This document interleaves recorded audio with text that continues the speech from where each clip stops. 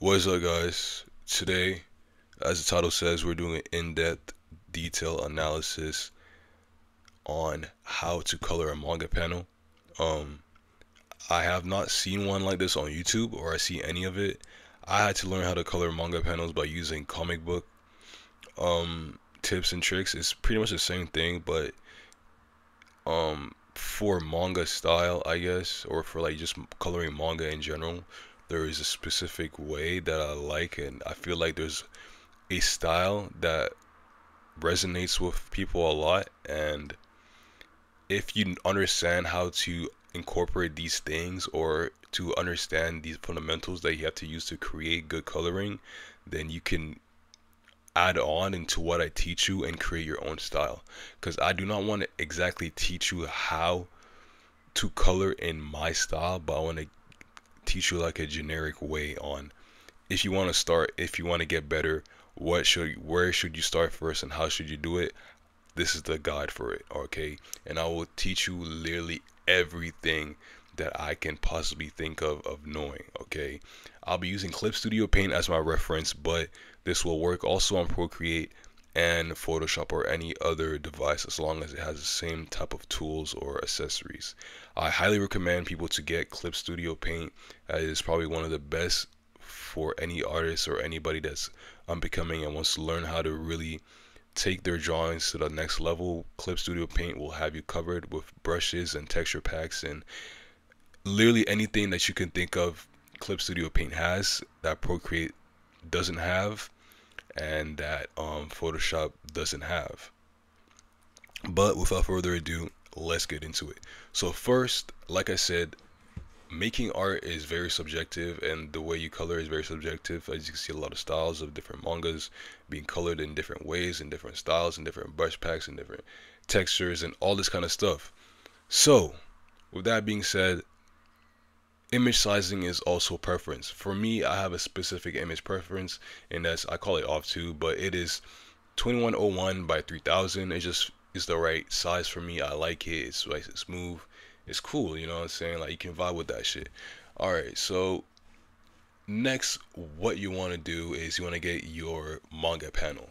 What I do usually is I put my manga panel through like a uh, enhancer to where it enhances my image to make it 2 times the size that it is. A good site to use, I'll put in the link in the description, is called Waifu 2 times. That's pretty good. There's also an app version. I know there is one for Apple. I don't know if there's one for Android, but oh, it's called Waifu. I forgot what it's called, but yeah, put that in the description. You can get that, and I just take this image. You know what I'm saying? Take this, I copy it, and I paste it on here, and I just want to scale it to however I want it. And you can see it's very detailed, very nice line work, very very nice. I like this. And you know, we got a simple Sukuna, nothing too crazy. Boom. Alright. So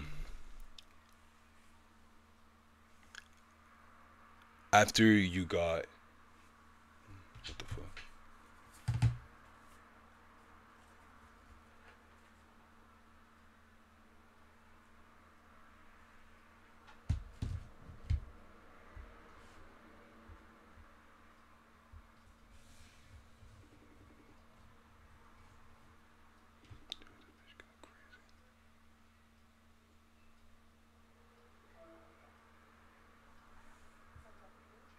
Hello.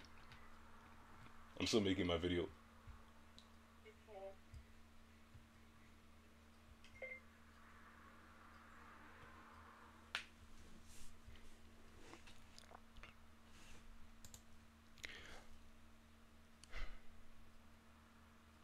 Alright, so after you got your line work, bruh. So after you have got your drawing and your panel or whatever it is, as you can see that this panel, it still has a white background. The way to remove it on Clip Studio Paint is that you want to go and edit, and you want to, well, not, yeah, edit, and you want to go to convert brightness to opacity, and that clearly just takes off the liner. How to do that on Procreate or um Photoshop is kind of it's kind of different. I have to make a whole other video for that. But for Procreate, I'll just put it on my. Actually, I'll just put both the ways to do it on my screen just now, just to let you guys know exactly how to do it. Okay, and as you see the ways to do it on there, um, I will go on to the next thing. All right. So after you have got your clear line art, like so, what you want to do now is you want to create flats. Okay, you want to create a real flat layer of everything. How I go about this is very simple. I usually, if it's really good line art and everything's already done for me, I usually just invert this the opposite way so everything is filled in, and whatever color is the most prominent in this photo is what's going to be my first layer of flats. So for this, it would be the clothing. So I gotta find the right tone and for the clothing, and I'll go with something like this. Now also, before I even do any of this, I will also like to say that you can create another layer on below it and have like a grayish background like this, so you can know what is being colored and what is not being colored. So as you can see right here, it has not been filled in, and it's just good to just keep track on what's been filled in and what's not. Just makes everything a lot easier and easier to process for the long run. So let me just do that real quick. Let me just color in the missing areas like so. Alright, cool.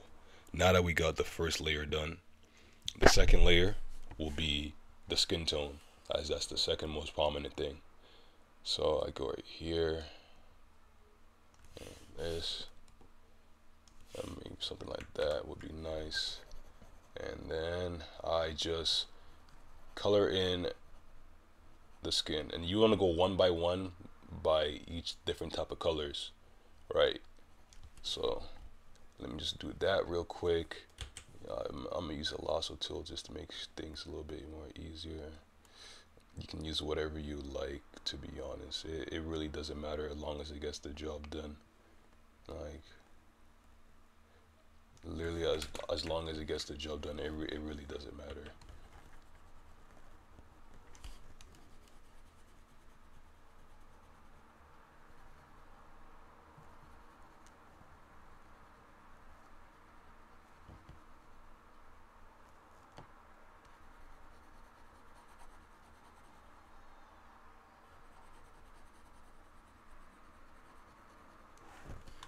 Cool, that's some socks.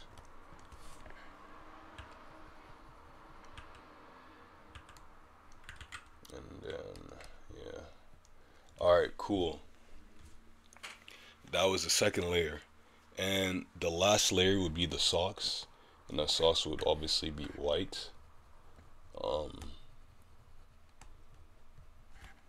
Doesn't really matter too much, as it could be the same color as the pants. It doesn't really, it honestly does not really matter.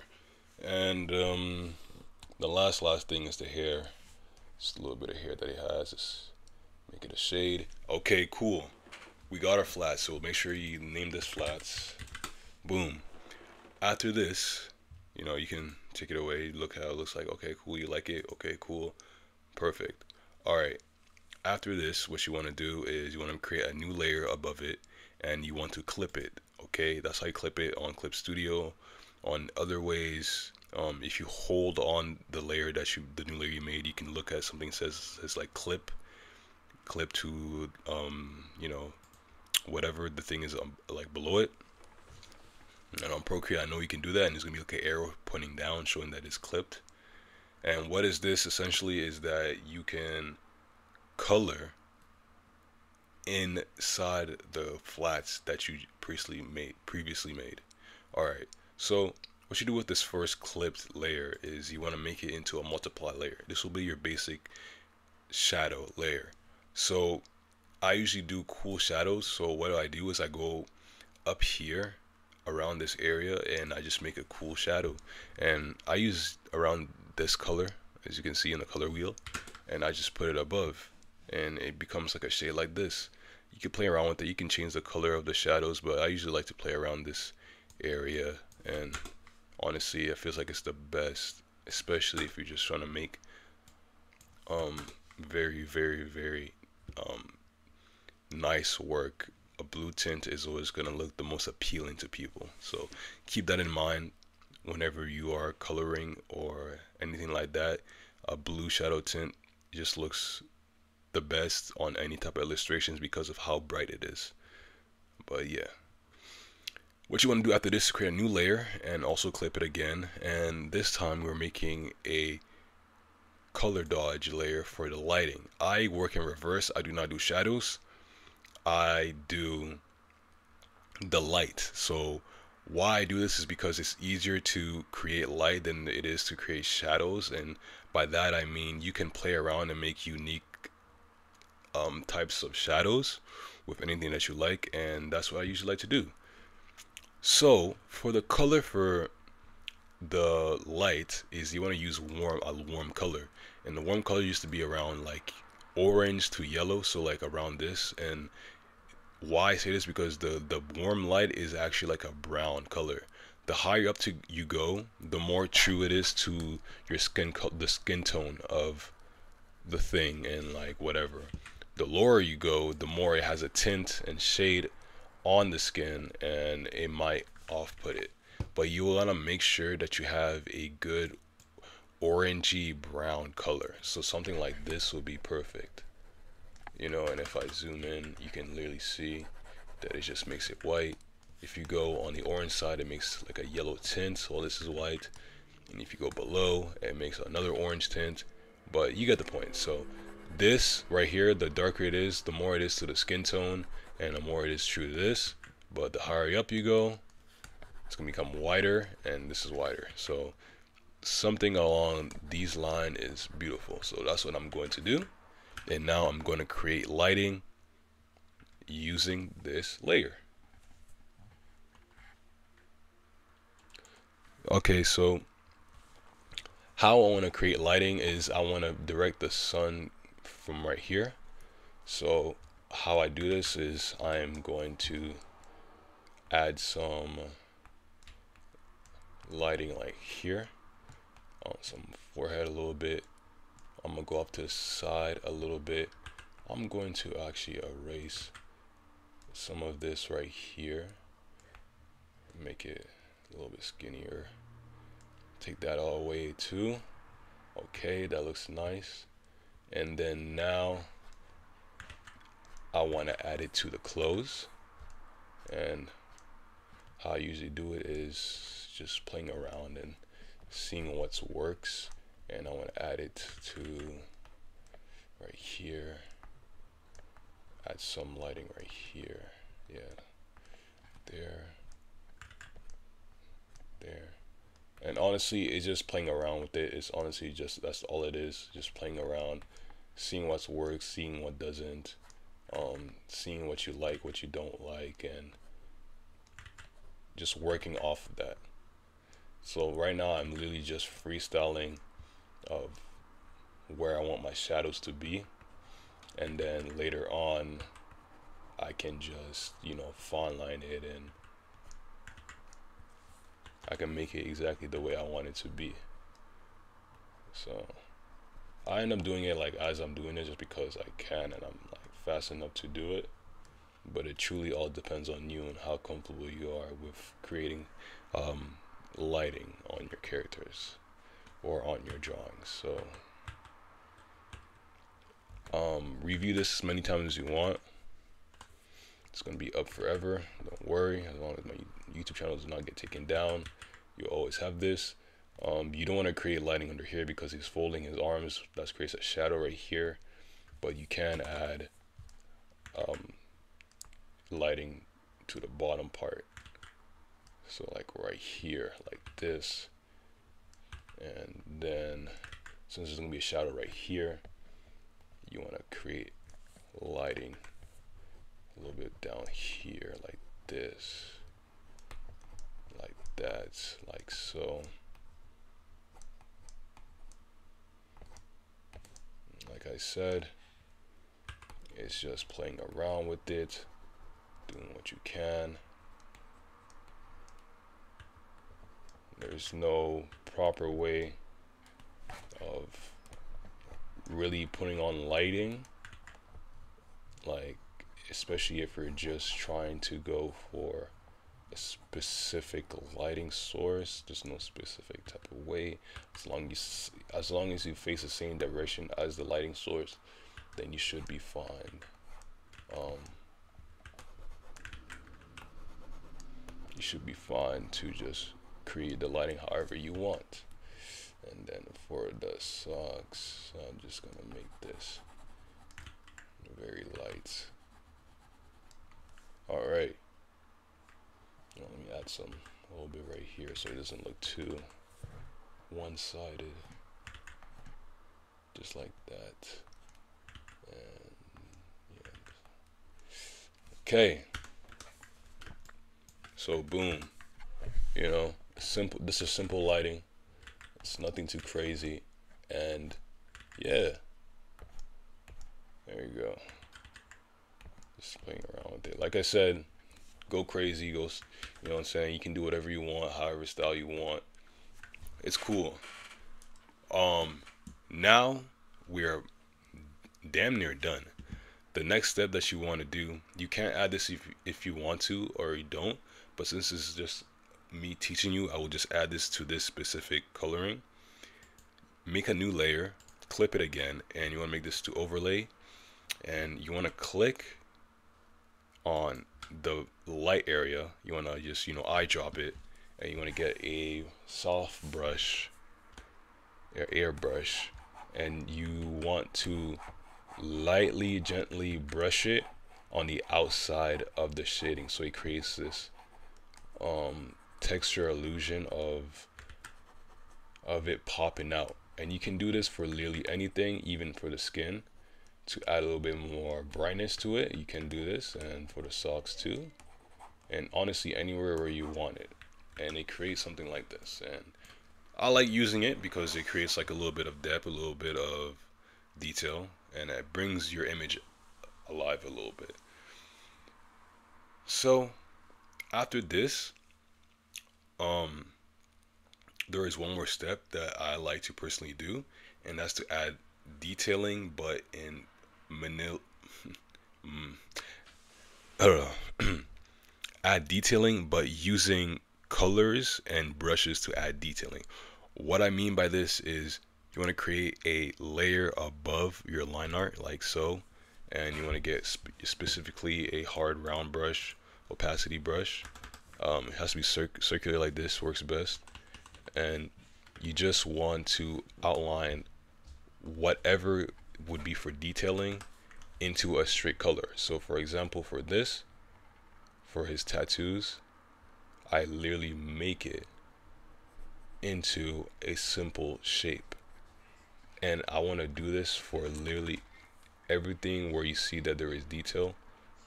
You just want to make it into something a very simple shape. And the reason why I do this is because you can go up on this if you want to ever over paint or start painting. This is a perfect way to just get your mind right into over painting and understanding how to add texture to drawings by eliminating the manga source of, you know, the cross hatching and whatnot. That just makes the coloring looks less finished, if that makes sense. And you'll see the difference, like when I finish doing this, how it looks a little bit more alive and looks more like a finished product than it does just like a simple just coloring on manga. And for me personally, I feel like you want to create something where it looks like it's not from a manga, but obviously it is. But you want to give the illusion that you literally created everything yourself and that you are just drawing and just coloring it as it would regularly. But obviously, people that know will know that it's obviously, is manga. But yeah, so let me do this real quick. I don't really gotta do it here. Is there anywhere else? I guess the shoes.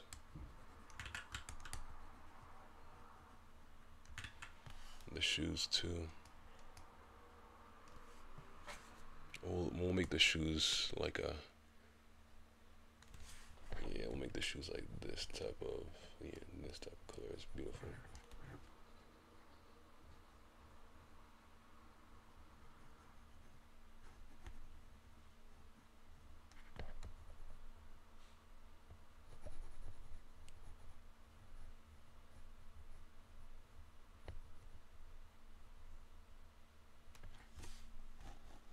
Boom.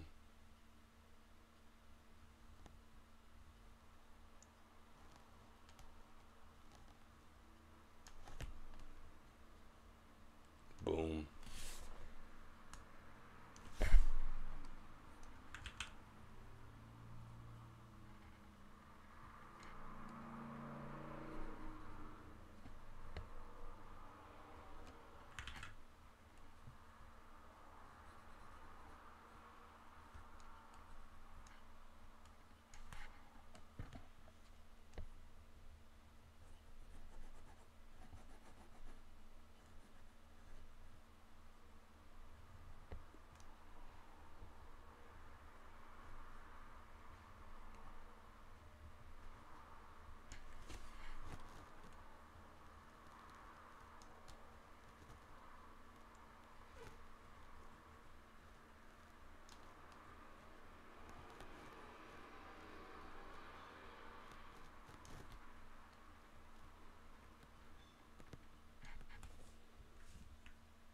Boom.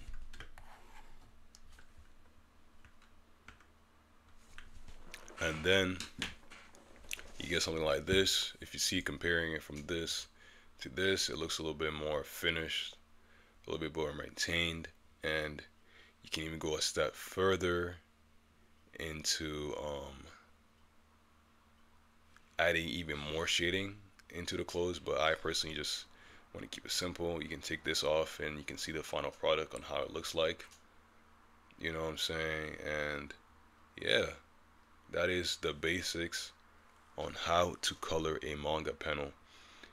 If you guys want a rendering video on how to render nicely, let me know down in the comment section and I will do it. If this guy was too hard to, recreate this on Procreate or Photoshop, let me know. I'll create a separate video just for those specific apps. But other than that, I'm out.